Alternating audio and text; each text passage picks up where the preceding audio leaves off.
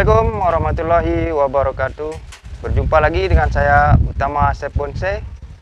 Untuk teman-teman semua dimanapun Anda berada, semoga sehat selalu, tetap semangat, tetap berkarya, dan tetap berpikir positif. Kali ini saya akan mengajak teman-teman untuk bagaimana membuat sebuah bahan dasar bonsai yang bagus, khusus untuk pemula seperti saya ini, agar bisa mendapatkan bahan-bahan yang istimewa nantinya. Oke teman-teman, kita simak selanjutnya. Kita akan cari bahan bonsai ficus yang saya tanam dari stekan. Nah seperti ini teman-teman, sudah tumbuh subur, cabang-cabangnya sudah besar. Nah ini biasanya nih kalau pendaunannya seperti ini akarnya sudah tua teman-teman, jadi sudah bisa kita gerakkan atau kita pindah kemana-mana.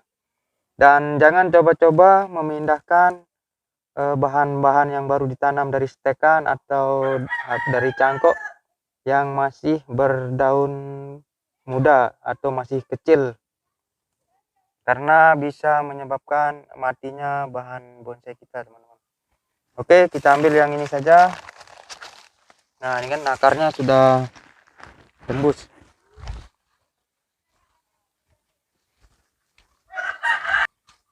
Nah seperti ini teman-teman, biasanya teman-teman masih, terutama yang baru mau mulai membuat bahan bonsai, masih bingung dengan kondisi bahan yang seperti ini, yang baru-baru tumbuh cabang, baru tumbuh tunas-tunas baru, ini mau diapakan selanjutnya. Nah jadi mari kita bahas bagaimana membentuk bahan dasar bonsai seperti keadaan seperti ini agar menjadi bahan bonsai yang istimewa nantinya. Oke teman-teman, pertama-tama, nah berhubung saya belum ada tempat untuk menggantinya langsung ke pot, tapi di konten-konten saya sebelumnya sudah saya upload bagaimana memindahkan bahan yang dari stekan atau cangkok seperti ini dipindah ke pot, bagaimana mengatur akar-akarnya, sudah saya buatkan konten teman-teman. Oke, selanjutnya kita pilih cabang yang mana yang akan kita pakai. Nah sebenarnya ini bisa kita los dulu semua, tapi biar teman-teman yang baru memulai agar bisa menjadi gambaran. Oke teman-teman, kita pilih, kita kurangi, kita biarkan cabang yang akan kita pakai saja, biar kelihatan mana yang akan kita pakai untuk meneruskan batang utama atau meneruskan cabang utamanya. Ini biar kelihatan saja.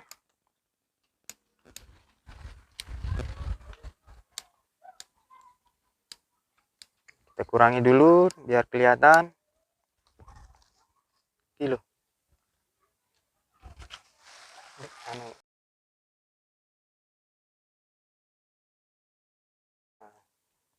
Ini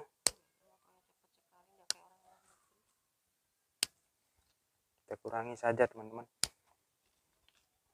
karena ini hanya untuk sebagai gambaran cara memilih cabang-cabang yang akan kita biarkan untuk besar ngelos.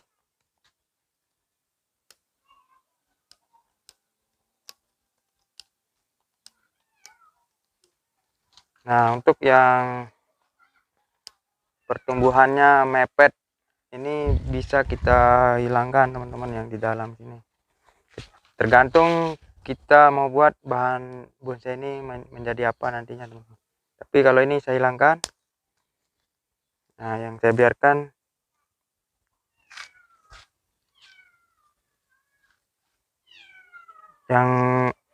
yang saya biarkan yang sudah besar duluan teman-teman.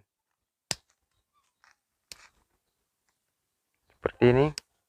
Nah, ini antara ini sama ini kita biarkan besar.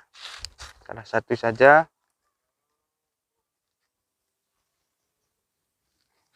Dan ini karena ini tumbuhnya di depan, saya akan hilangkan yang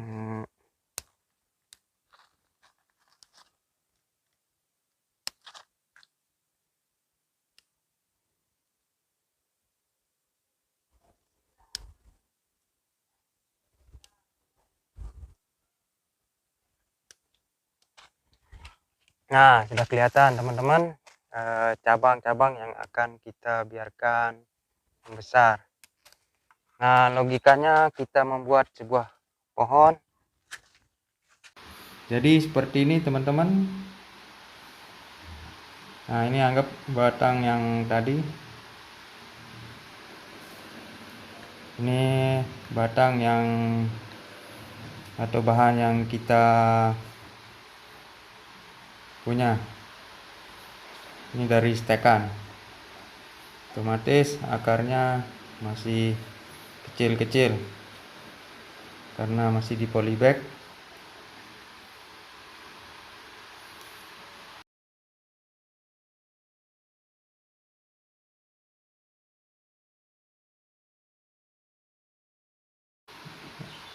Dan proses pembesaran, misalnya ini tadi cabang yang tumbuh, nah segini, dan ada yang tumbuh begini, ada yang begini, yang tadi ada yang di sini, dan ini.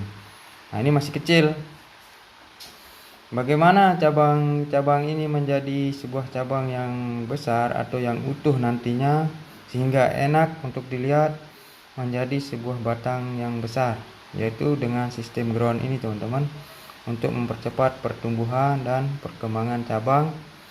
Dan setelah di ground, cabang-cabang ini tidak boleh diganggu atau tidak boleh dipangkas, karena itu menyebabkan proses pertumbuhannya terhambat. Jadi kita harus biarkan ngelos besar, liar, entah kemana dia akan memanjang, kemana teman-teman terserah, kita biarkan saja, jangan memotongnya. Nah, nanti setelah beberapa tahun cabang yang kecil ini akan membentuk penirusan. Nah, akan terbentuk penirusan seperti inilah kurang lebih teman-teman. Nah, seperti ini. Dia akan menutupi bekas potongannya ini nanti dengan cabang yang dibiarkan ngelos ini dalam waktu yang sangat lama, antara kurang lebih nanti mudah-mudahan 3-4 tahun bisa mengalami penirusan. Sama seperti ini kurang lebih 3-4 tahun akan menutupi bekas potongannya ini. Ini kalau tidak diganggu teman-teman. Begitu seterusnya, ini juga akan otomatis ikut membesar. Dan ini juga ikut membesar selama tidak diganggu. Nah, setelah semuanya mengalami penirusan atau pembesaran cabang atau batang utama, ini baru kita potong sesuai selera masing-masing, kemana arah pohonnya mau dibuat. Kita cutting di sini atau kita cutting di sini teman-teman. Nah, nanti ada tumbuh cabang baru lagi, dan ini tumbuh cabang baru lagi, begitu seterusnya. Kita biarkan ngelos,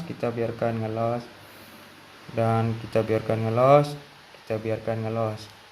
begitu seterusnya teman-teman. Jadi langkah-langkah membuat sebuah bahan dasarnya saja membutuhkan waktu yang sangat lama untuk bahan dasar bonsai yang istimewa teman-teman. Jadi jika ingin mau membuat sebuah bahan bonsai yang istimewa, kita harus bersabar dalam memproses sebuah bahan dari nol teman-teman. Oke teman-teman, nanti jadinya kurang lebih seperti ini saya akan tunjukkan yang bahan dasarnya hampir mirip.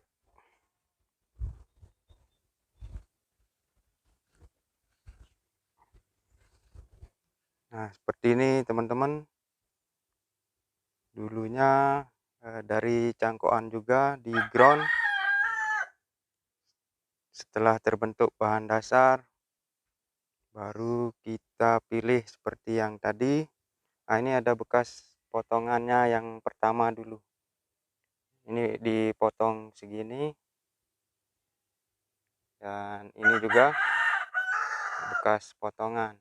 Dan cabang yang tumbuh yang kita pilih seperti tadi dibiarkan ngelos membesar, dan setelah besarnya seimbang dengan batangnya yang tadinya besar, sehingga mengalami penerusan. Setelah dibiarkan ngelos teman-teman, baru dipotong lagi segini, dan ngelos lagi, dan baru dipotong lagi. Begitu seterusnya sistem dari pengelosan dengan teknik cutting teman-teman. Jadi yang kita bentuk pertama kali yaitu bahan dasarnya saja dulu teman-teman, yaitu dari akar, dari batang, dan batang utamanya saja. Ini prosesnya cukup lama untuk membentuk gerak dasar batang utama. Dan ini cabang yang dari pertama ini, yang dulunya kecil sampai sekarang belum memotong. Ini sudah kurang lebih 2 tahunan dari semenjak dipotong ini teman-teman. Ini belum dipotong sampai sekarang karena porsinya belum cukup untuk kita potong.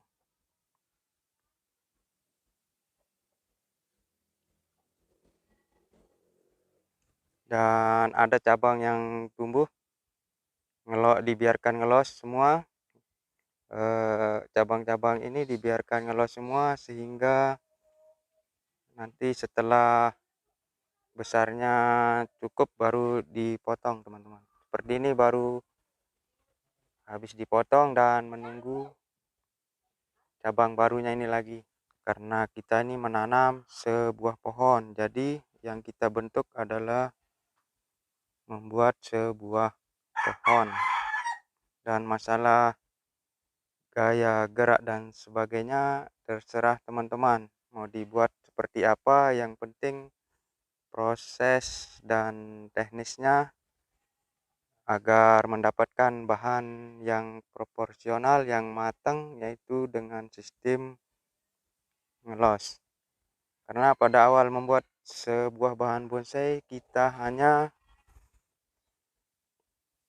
memikirkan bagaimana mendapatkan bahan dasar yang bagus.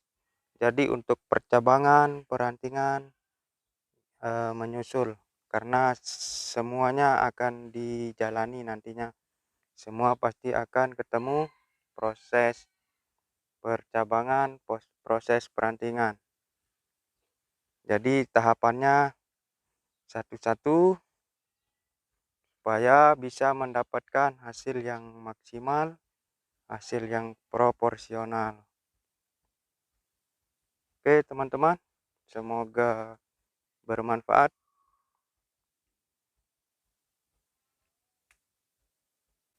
Baik teman-teman semua, semoga bermanfaat apa yang kita kerjakan hari ini.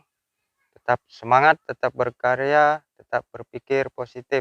Assalamualaikum warahmatullahi wabarakatuh.